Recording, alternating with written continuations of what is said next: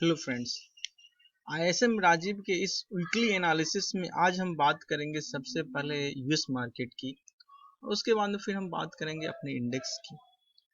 तो सबसे पहले आपको जो स्क्रीन पे ये दिख रहा है ये है आपका यूएस मार्केट का इंडेक्स। इसका नाम है S&P 500। ये S&P 500 में मैंने सिंपल सा सपोर्ट एंड रेजिस्टेंस को केवल ड्रॉ किया है कि अगर मार्केट जो इसका प्रीवियस रेजिस्टेंस था, इस रेजिस्टेंस को अगर ये ब्रेक कर रहा है तो ये नया हाई बना रहा है। और जब भी मार्केट अपने प्रीवियस रेजिस्टेंस को ब्रेक कर रहा है तो नया नया हाई बनाता जा रहा है।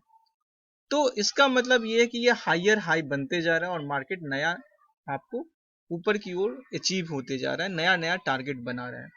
अब मार्केट ने इस बीच में जो है इसका जो हाई जो था ये है आपका 3588 का, आपका 2 सितंबर को इसने हाई बनाया था।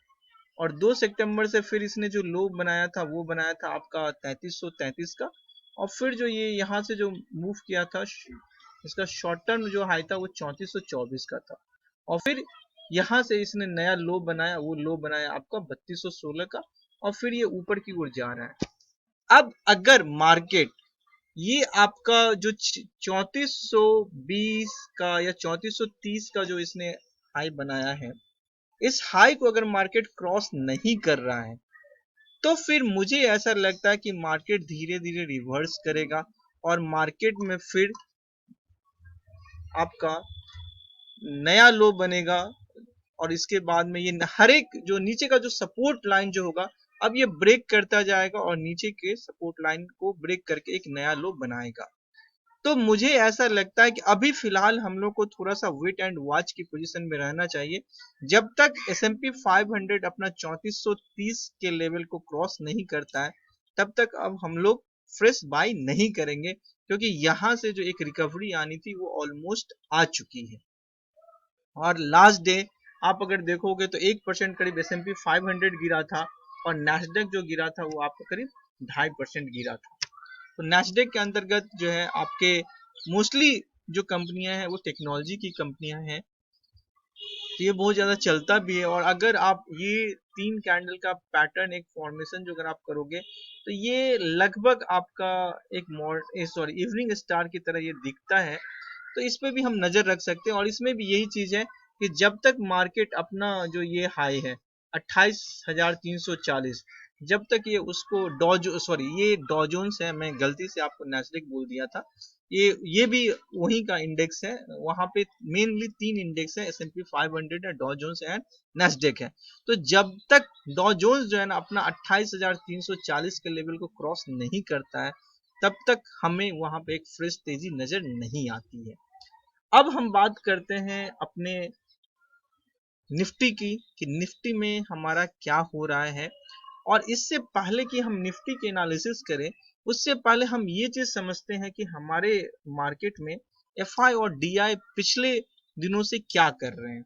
तो ये आपका पोजीशन जो है ये आपका 28 सितंबर का पोजीशन है। मैं लास्ट वीक से चलता आ रहा हूँ कि अभी तक क्या क्या हुआ है। और अगर हम इससे पहले बात कर लें तो सबसे पहले हम ये देख लें कि आपका जो है निफ्टी जो है वो उसका लो कितने का था 28 सितंबर को, और अभी फिलहाल जो है वो कहाँ पे खड़ा है।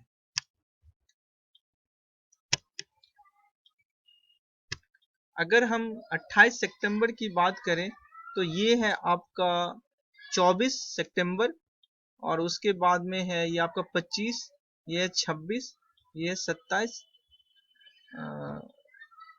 29, और ये है आपका 29, ये है आपका 28। ठीक है, ये 28 सितंबर यहाँ की बात कर रहे हैं कि मार्केट 11,180 मतलब खुला था आपका 11,120 के अराउंड का एक गैप अप खुला था।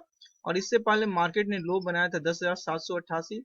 नेक्स्ट डे मार्केट 25 तारीख को एक कवर अप हुआ और नेक्स्ट डे मार्केट फिर ये ऊपर हुआ। तो अगर हम बात कर रहे हैं कि 10,802 का लो बनाया है और मार्केट अभी फिलहाल जो खड़ा है वो 10,416 के राउंड में खड़ा है। तो अभी जो है हमें ये चीज समझना पड़ेगा कि 28 तारीख से लेके अब तक में मार्केट में एफआईडीआई क्या कर रहे हैं। तो अगर हम सबसे पहले देखते हैं, अगर हम ये चीज देख रहे हैं आपका क्लाइंट क्या कर रहा है, डीआई क्या कर रहा है और एफआई क्या कर रहा है, तो क्लाइंट हल्का सा पॉजिटिव है, डीआई दोनों मतलब इंडेक्स में भी और फ्यूचर में भी आपका शॉर्ट है, और एफआई ने इंडेक्स में भी थोड़ी सी खरीदारी की है। और मुझे याद है कि ये आपका जो है ये 1,85,000 कॉन्ट्रैक्ट जो आपका लॉन्ग खड़ा है 28 तारीख को, ये आपका अगर आप बात करेंगे 25 तारीख की बात करेंगे तो मुझे ये याद है कि ये आपका 1,22,000 कॉन्ट्रैक्ट था। यानी 10,800 पे जब मार्केट गया था तो वहां पे एफआई ने कुछ कुछ स्टॉक में अपना पोजीशन बनाया और धीरे धीरे मार्केट आगे की ओर बढ़ा है। और हम धीरे धीरे करके आगे की ओर देखते चले जाते हैं। जैसे कि आपका ये 29 तारीख का है, तो यहाँ पे आप देखो कि पुट की संख्या घट रही है, साथ में ये भी घटी है और ये एज इट इज खड़ा है और धीरे धीरे क्लाइंट पॉजिटिव हो रहा है। और यही चीज अगर आप बात करेंगे फिर आपका 30 तारीख को, तो 30 तारीख को ये पोजीशन और भी इंक्रीमेंट हुआ है और ये भी आपका इंक्रीज हो गया। और लास्ट जो हम बात करेंगे, ये हम बात करेंगे 1 अक्टूबर की। तो 1 अक्टूबर को अगर आप देखेंगे तो 1 अक्टूबर को एफआई ने स्टॉक में आपका पोजीशन लगभग जो आपका 25 तारीख को आपका जो 1,22,000 कॉन्ट्रैक्ट था वो बढ़ करके 2 लाख हो गया है, लेकिन एफआई ने इंडेक्स में सेलिंग किया है। अब ये डाटा मुझे इसलिए भी थोड़ा सा आश्चर्यचकित कर रहा है कि यहाँ पे क्लाइंट भी आपका शॉर्ट है, डीआई भी आपका शॉर्ट है, एफआई भी शॉर्ट है, प्रो भी शॉर्ट है, तो फिर लॉन्ग कौन कर रहा है? ये डाटा में कुछ परेशानी है। ये मैंने पहले ही कहा था कि ये डाटा में कुछ रॉन्ग है। आई डोंट नो कैसे ये रॉन्ग दिखा रहा था, क्योंकि यहाँ पे कोई अगर बायर है तो कोई सेलर है। तो अगर हम ये पोजीशन जो देख रहे हैं 1/10/2020 का जो पोजीशन दिखा रहा है, तो इसमें दिखा रहा है कि क्लाइंट आपका 8800 कॉन्ट्रैक्ट शॉर्ट है, आपका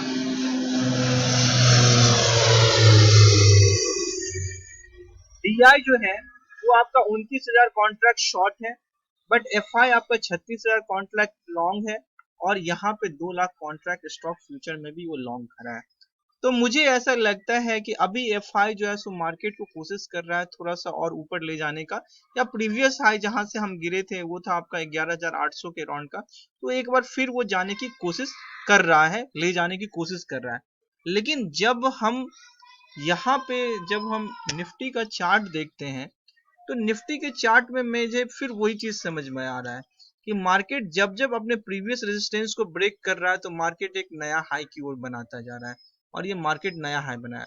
बट मार्केट अब जो है मुझे ऐसा लग रहा है कि मार्केट का पहला लो जो था वो 11,200 का था, उसने उसको ब्रेक किया और मार्केट ने 10,802 को लो बनाया।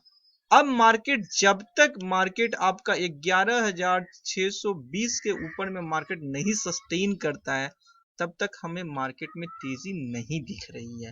मार्केट में जो एक छोटा सा रिवर्सल जो होना था वो 10,800 से लेकर के 10,400 तक आ चुका है, मतलब 600 पॉइंट की रैली मार्केट लोअर लेवल से कर चुका है।